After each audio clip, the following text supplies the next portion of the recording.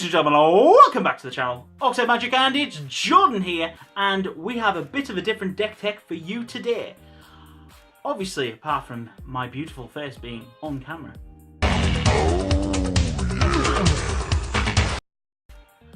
Trust me, it's not going to be here for long. I'm just doing this intro bit and then sliding off to the side. So, basically, you guys came out on Twitter and voted for this deck. I'm probably going to do this going forward because it was a really sweet idea, and I had a lot of different ideas I wanted to do for deck techs, and I wanted to know what you people wanted. And Naya Dinos won it by a landslide, which I suspected some of you did it deliberately, so I'd mess up the dinosaur name. Yes, that's true. So anyway, before we get to the deck tech as well, what I highly suggest is, if you haven't already, please go to the latest Brewers Minute by Saffron Olive, aka MTG Goldfish. He did an amazing article about Tribal. It is fantastic. It is well worth listening to because it has a lot of synergy ideas. I am a Tribal warrior. I love Tribal. So this set, Ixalan, is going to be very much my jam for a little while, which is going to be sweet. So, moving on, let's get straight into the deck tech and let's hatch this egg. So, in the 1-drop slot, we are running a complete playset of Commune with Dinosaurs and Attune with Ether. Benefit with Attune with Ether, it gets us energy that we can use for some of our fixing lands, and it allows us to go get a basic land out of our deck, which means that we're not going to be drawing into as much land late game. Commune with Dinosaurs not only helps us filter, it goes down by 5 and we get to reveal a dinosaur card or a land card and put it into hand. So early game it can help us fix the mana, and late game it can help us dig for an answer, which is really sweet. Moving on into the 2-drop slot, we are running a complete playset of Optech Huntmaster. He's a 1/2, basically makes your dinosaurs cost 1 less to cast, and you can tap to give a dinosaur creature haste.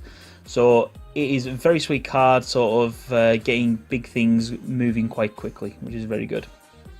In the 3-drop slot, we are running 2 of Varonis' Monument. Benefit with this is that it allows green creature spells to cost 1 less to cast, and whenever we cast a creature spell, target creature we control gets +2/+2 and trample, so it can help our dinosaurs get in for a bit of extra damage. I would replace this with another ramp spell if I can, but there isn't a decent one at this sort of level just yet, so let's see what the rest of the set brings. Also at the 3-drop slot, we are running 2 off of Savage Stomp. Benefit with this is that if we target a dinosaur, it costs 2 less to cast, so you can effectively cast for a single green mana. The creature will get a +1/+1 counter and then fight another creature, so this can help trigger some of the Unmage abilities, or you can just use it as removal, so it works rather nicely. We also run a 1-off of Growing Rites of Iflamog. Benefit with this is that once we've got 4 creatures on the battlefield, this will transform into the Cradle. Once it is the Cradle, it can either tap for a single green mana or it can tap for as many green mana as we have creatures. So this can help ramp quite nicely. The only problem is that obviously it's a legendary land, so we can't have more than 1, which is a shame, but we can work through with what we got. Our final card of the 3-drop slot is we are running a full playset of Ranging Raptors. These are 2 in a green, 2/3 creatures with the Enrage mechanic, which allows us to, whenever they take damage, to go find a basic land and put it onto the battlefield tapped. This allows us to ramp quite hard and quite quick, so you generally want to be using your Savage Stomps to hit with these, or you want to be doing Ideal better blocks and various things like that and see what happens. Moving on into the 5-drop slot, we have Infuriated Gladiodon. It's a 5/5 with trample, and when it enters the battlefield, it'll deal 1 damage to every other creature. This helps us trigger our Enrage ability on our Ranging Raptors. It can also deal some damage after combat as well, so you can maybe remove some of your opponent's creatures, so it can work quite nicely. We then also run a 3-off of Regisaur Alpha. It's a 4/4 and other dinosaur creatures gain haste, and when it enters the battlefield it creates a 3/3 dinosaur token with trample. Moving on into the 6-drop slot, we have a 2-off of Burning Sun's Avatar. It's a 6/6, and when it enters the battlefield, it'll deal 3 damage to your opponent and 3 damage to a target creature. So you could use it to trigger Enrage if you need to, but at this point you're generally wanting to build a nice big board presence.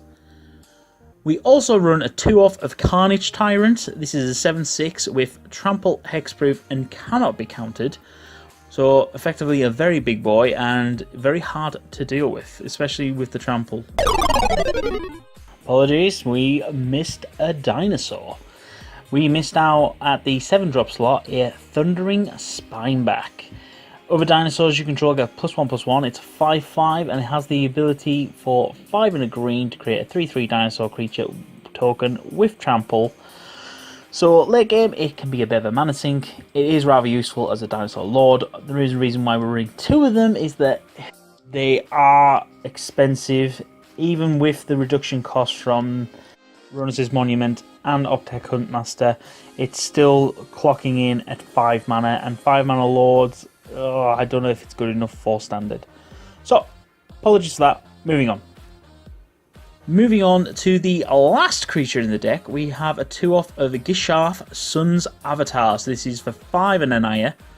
It's 7/6 with trample, vigilance, and haste, and whenever it deals damage to an opponent, you reveal that amount of damage in terms of cards. So if you deal 5 damage, you reveal 5 cards, and you put as many dinosaurs revealed this way onto the battlefield, and the rest on the bottom of the library in a random order.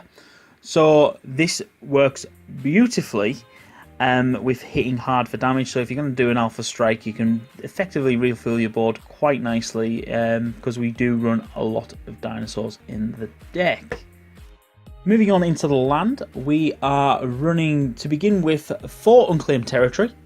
This is the new land from Ixalan that allows you, when it enters the battlefield, you name a creature type, and you can tap for any colour for a creature spell of that creature type. So it works very nice as an all-mana, 5-mana sort of fix for whatever tribal deck you have built. We also run a 2-off of Ether Hubs. These work in conjunction with our Tunes with Ether, so we've always got a fixing there. Our dual lands, we are running 4 Rootbound Crag, which has just been reprinted for Ixalan, and 3 Inspiring Vantage. And in terms of basics, we are running 6 forests, 5 mountains, and 1 plains. Moving on into the sideboard, we have a bit of a workaround. This is going to need, obviously, adjusting for the meta and see how it goes. To begin with, we are running a 2-off of Star of Extinction. Reasons why I've got this in here is mainly for the Destroy Land ability, but not only that, it can help board wipe pretty nicely and just get around a load of horrible things. It does mean you've got to restart the board yourself, but it's worth it to destroy some of these new legendary lands that are coming out. We then have 2 Sentinel Totems. These are 1-mana artifacts, so when they end a battlefield, you get to scry 1, and you can tap it, exile all graveyards. So this stops the graveyard shenanigans from the Reanimator strategies. We then have a 2-off of Ashes of the Abhorrent. This is the new enchantment, which players can cast spells from graveyards or activate abilities of cards in the graveyard, and whenever a creature dies, you gain 1 life. This is mainly in for your opponents bringing in board wipes against your strategies. We then have the other 2-off of Savage Stomp. This is just to give us a playset if we need it for game 2. We then have 3 Sweltering Suns. This is so we can deal damage to creatures, and worst case scenario, get card draw if we need it. And lastly, we are running a 4-off of a Braid. This is obviously for the mortal spell to destroy an artifact, because the artifacts are still hanging around quite nicely, as well as being able to deal 3 damage to a creature. And so that is it, ladies and gentlemen, for Naya Dinosaur Beatdowns. So this deck was created mainly for a beatdown strategy. There are some other strategies we can explore with this, but you have to let me know if you do want me to go into them. I have thought of more one focused entirely around enrage abilities, but also going down the route of go wide strategy, so creating lots of dinosaur tokens. Tell you what, you let me know what you think, and we'll go from there in the comments section. And that is it for yet another deck tech. Of the 3 decks that we didn't pick, I'll put the Twitter poll back up, and we will do the next one of those. The 2 pirate ones I've already got a few ideas for, so because a lot of the cards have already been spoiled, so that'll be quite sweet. And just a reminder that myself and Orctech Chris are attending the Magic the Gathering Nationals for the UK in the upcoming weekend. And so if anyone's come along, just give us a shout on Twitter, and we'll you can get in on our vlog or anything like that if you fancy it. So just let us know. So this has been Oxhead Magic, Jordan, signing off. Catch you guys later. Thank you for watching the video. Please remember to hit that like button, it supports the channel for free. Also subscribe, and remember, if you don't want to miss any videos, hit the bell icon right next to the subscribe button. Thank you for watching again. Goodbye.